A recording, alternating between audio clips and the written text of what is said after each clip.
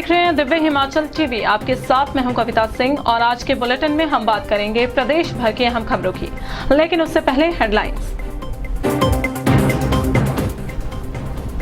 भविष्य के अध्यापक टेट परीक्षा में फेल, 43,291 में 12,786 हुए पास, मात्र 26.27% रहा रिजल्ट। अटल टनल के उद्घाटन का काउंटडाउन शुरू, कल तैयारियां परखने के लिए रोहतांग पहुंचेंगे मुख्यमंत्री जयराम ठाकुर। अटल टनल शुरू होने के बाद भी लाहुल में अन्य जिलों के साथ पंचायत चुनाव की संभावना कम। हिमाचल में कोरोना से 3 और लोगों की मौत, कांगड़ा में 2, शिमला में 1 रोगी की गई जान। जिला स्तर पर बनेगी छात्रों की परफॉर्मेंस रिपोर्ट, शिक्षा विभाग हर घर पाठशाला कार्यक्रम के तहत जांचेगा बच्चे की प्रोग्रेस। राठौर बोले, लॉकडाउन में बंद पड़े उद्योगों को पुनर्जीवित करे सरकार, केंद्र से मांगे विशेष आर्थिक पैकेज। 19 घंटे बंद रहा कालका शिमला नेशनल हाईवे, कंडाघाट के पास सड़क पर आ गई थी दरार। और हिमाचल में 2 दिन बाद फिर वापस लौटेगा मॉनसून, लोगों को चिपचिपी गर्मी से मिलेगी राहत। और अब खबरें विस्तार से। हिमाचल प्रदेश स्कूल शिक्षा बोर्ड धर्मशाला ने 8 विषयों की टेट परीक्षा का परिणाम घोषित कर दिया है। मात्र 26.27% उम्मीदवार ही परीक्षा उत्तीर्ण कर पाए हैं। ऐसे में भविष्य में अध्यापक का जिम्मा संभालने वाले उम्मीदवारों पर भी सवाल उठना शुरू हो गए हैं। आइए देखते हैं। भविष्य के अध्यापक हिमाचल प्रदेश स्कूल शिक्षा बोर्ड धर्मशाला द्वारा आयोजित टेट परीक्षा ही पास नहीं कर पाए हैं। राज्य भर में 8 विषयों की टेट परीक्षा में कुल 43,291 उम्मीदवारों ने भाग लिया था। इसमें मात्र 12,786 अभ्यर्थी ही पास हो पाए हैं। इस तरह रिजल्ट मात्र 26.27% रहा है। इतना ही नहीं, नॉन मेडिकल का रिजल्ट तो सभी 8 विषयों में से सबसे कम 8.95% रहा है।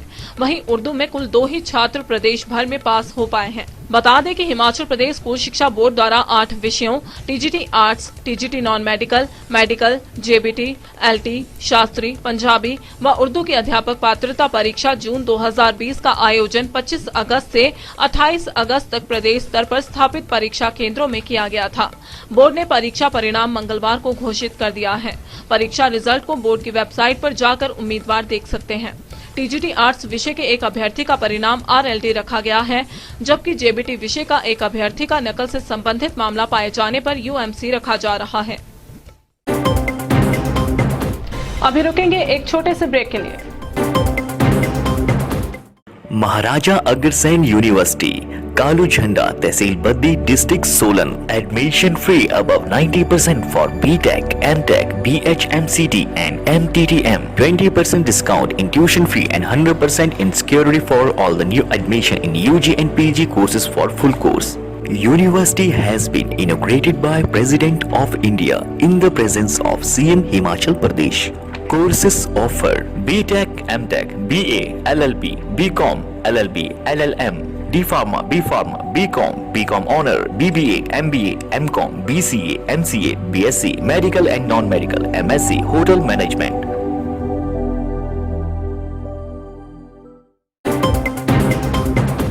चलिए आगे बढ़ते हैं तमाम खबरों के साथ। अटल टनल के उद्घाटन का काउंटडाउन शुरू हो चुका है और इसे समर्पित करने के लिए 3 दिन ही शेष हैं। ऐसे में कल मुख्यमंत्री फिर से तैयारियों का जायजा लेने जा रहे हैं। 3 अक्टूबर को प्रधानमंत्री नरेंद्र मोदी के प्रस्तावित दौरे की तैयारियां परखने के लिए बुधवार को मुख्यमंत्री जयराम ठाकुर रोहतांग पहुंचेंगे। सीएम सुबह हेलीकॉप्टर के माध्यम से लाहौल के सिस्सू हेलीपैड पर लैंड करेंगे और उसके बाद टनल के नॉर्थ पोर्टल से साउथ पोर्टल तक गाड़ी के माध्यम से जाएंगे। इस दौरान BRO के अधिकारियों के साथ जहां मुख्यमंत्री बैठक करेंगे, वहीं उद्घाटन की तैयारियों को लेकर विशेष दिशा निर्देश भी देंगे। बता दें कि 10,000 फुट पर BRO द्वारा तैयार की गई 9.2 किलोमीटर लंबी टनल जहां आधुनिक सुख सुविधा से लैस है, वहीं सामरिक दृष्टि से भी अहम है। अटल टनल के चालू हो जाने के बाद भी लाहौल में पंचायती राज संस्थाओं के चुनाव अन्य जिलों के साथ नहीं हो सकेंगे। आइए जानते हैं क्या है वजह।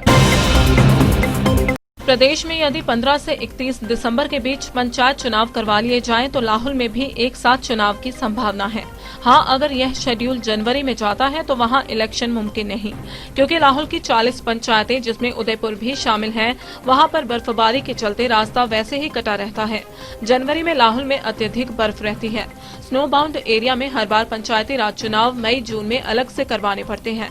उधर राज्य चुनाव आयोग के सचिव सुरजीत सिंह राठौर का कहना है कि संभावनाएं देखी जा रही हैं।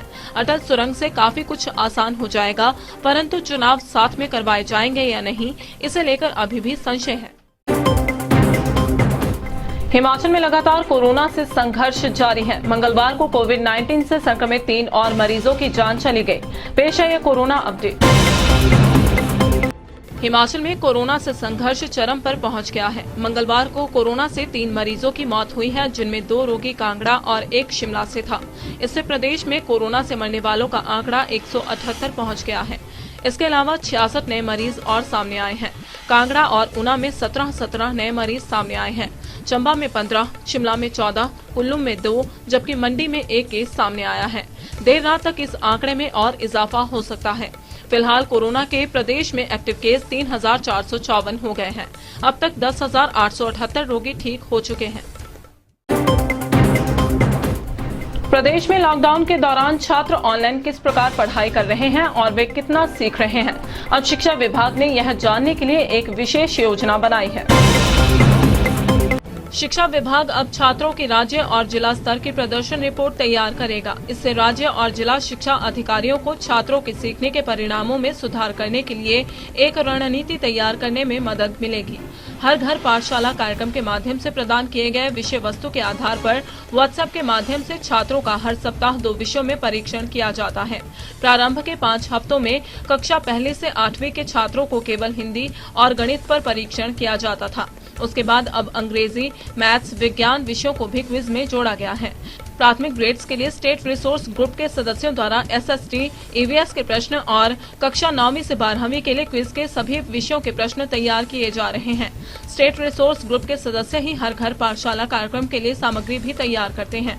कक्षा 9वीं से 10वीं के छात्रों का अंग्रेजी, हिंदी, गणित, विज्ञान में परीक्षण किया जा रहा है, जबकि कक्षा 11वीं और 12वीं के छात्र अपनी स्ट्रीम के आधार पर 2 विषयों का चयन कर सकते हैं। कांग्रेस ने प्रदेश सरकार से बंद पड़े उद्योग धंधों को पुनर्जीवित करने के लिए केंद्र से विशेष आर्थिक पैकेज की मांग की है।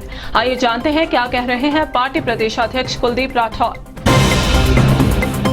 कांग्रेस प्रदेशाध्यक्ष ने कहा है कि कोविड के चलते प्रदेश में पिछले 5 महीनों से उद्योग व सभी प्रकार के व्यवसाय पूर्ण रूप से बंद पड़े हैं।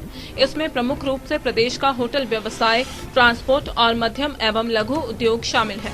लॉकडाउन के चलते सरकार ने इन उद्योगों को राहतें देने की जो बड़ी बड़ी बातें कही थी, वे आज दिन तक पूरी नहीं हुई। उल्टा सरकार ने लोगों से टैक्स वसूली पर ज्यादा जोर दिया। ऐसे में जयराम सरकार को केंद्र से इन उद्योगों को फिर से पुराने ढर्रे पर लौटाने के लिए विशेष आर्थिक पैकेज मांगना चाहिए। कालका शिमला नेशनल हाईवे कंडाघाट के पास लगभग 19 घंटे तक बंद रहा। जाम नेशनल हाईवे पर दरार पड़ने से लगा। आइए देखते हैं ये रिपोर्ट। कंडाघाट में टिकरी मोड़ के पास सोमवार रात NH5 पर 1 फुट गहरी और 4 इंच चौड़ी दरार पड़ गई, जिसके चलते सड़क 19 घंटे पूरी तरह बंद रही। मार्ग बंद होने के चलते 7 किलोमीटर तक वाहनों की लंबी कतारें लग गई। मंगलवार सुबह करीब 3 फुट तक खुदाई कर दरार को भरा गया और दोपहर 2 बजे मार्ग पर यातायात सुचारू कर दिया गया। सड़क बंद होने के चलते सोलन से शिमला जाने वाले वाहनों को वाया साधुपुल, जुंगा व चायल से भेजा गया। वहीं शिमला से सोलन की तरफ आने वाले सभी छोटे वाहनों को क्यारी बगला से भेजा गया। कोई डेट है SK शर्मा शिमला, यहाँ पे कल 8 बजे करीब हिल का स्लाइड हुआ। यहाँ पे रोड कटिंग चल रही था काम दिन में, तो उससे क्या है कि रोड का जो वर्टिकल कट हुआ करीब 4 इंच चौड़ा और 1 फुट गहरा, तो उसके रात से हम कार्रवाई कर रहे हैं इसके लिए। और सुबह अर्ली मॉर्निंग 6 बजे से यहाँ पे पूरा मशीन और विद मैन पावर काम किया जा रहा है। और उसको हम जो क्रैक जो बना है उसको हम मिक्स मटेरियल से मिला के इमल्सन और उसको फिल करेंगे। और उसके बाद काफ़ी ट्रैफिक दोनों तरफ जाम लगा हुआ है, उसको हम निकाला जा रहा है साइड के रोडों से। और आज 1 या 2 बजे तक इसका हम थ्रू कर देंगे, एक साइड ट्रैफिक चालू। हालांकि प्रदेश से मानसून धीरे धीरे विदा हो रहा है, लेकिन अनुमान लगाया जा रहा है कि 2 दिन बाद अंबर फिर से रंग दिखा सकता है। इस दौरान प्रदेश के कई इलाकों में बारिश हो सकती है। पेश है ये वेदर रिपोर्ट। प्रदेश के लोगों के लिए खुशी की खबर है। अनुमान लगाया जा रहा है कि अगले 2 दिनों में मानसून दोबारा प्रदेश में वापसी कर सकता है। ऐसे में लोगों को चिपचिपी गर्मी से छुटकारा मिलेगा। हालांकि मौसम विभाग ने 29 सितंबर से 5 अक्टूबर तक प्रदेश के कई इलाकों में मौसम साफ रहने की संभावना जताई है। फिर भी प्रदेश के कई क्षेत्रों में बारिश होने की संभावना जताई जा रही है। उधर मंगलवार को मौसम साफ रहने से तापमान में 1 से 2 डिग्री की बढ़ोतरी दर्ज की गई है। विज्ञान केंद्र शिमला के अनुसार इस दौरान सबसे कम तापमान केलांग में 4.8 डिग्री, जबकि सबसे अधिक तापमान ऊना में 36.4 डिग्री सेल्सियस रहा है। उधर प्रदेश में इन दिनों मौसम खुश्क हो गया है। सुबह शाम ज्यादा ठंड हो गई है। मौसम के उतार चढ़ाव से लोग सर्दी जुकाम की चपेट में आ रहे हैं। और अब चलते चलते सिरमौर के हवलदार सुरेश ठाकुर जम्मू कश्मीर में शहीद, सड़क हादसे में गई सैनिक की जान। हमीरपुर के भोरंज में गूगल पे अकाउंट अपडेट करने के नाम पर खाते से उड़ा लिए 2 लाख रुपए। शिमला शहर में तुरंत मौके पर पहुंचेगी पुलिस, लोगों की सुविधा को रफ्तार स्क्वाड का गठन। और समग्र शिक्षा अभियान के तहत प्राइमरी व सेकेंडरी विंग में मंडी जिला को हासिल हुआ पहला स्थान। फिलहाल आज के बुलेटिन में बस इतना ही। प्रदेश भर के अहम खबरों के लिए देखते रहिए दिव्य हिमाचल टीवी। नमस्कार।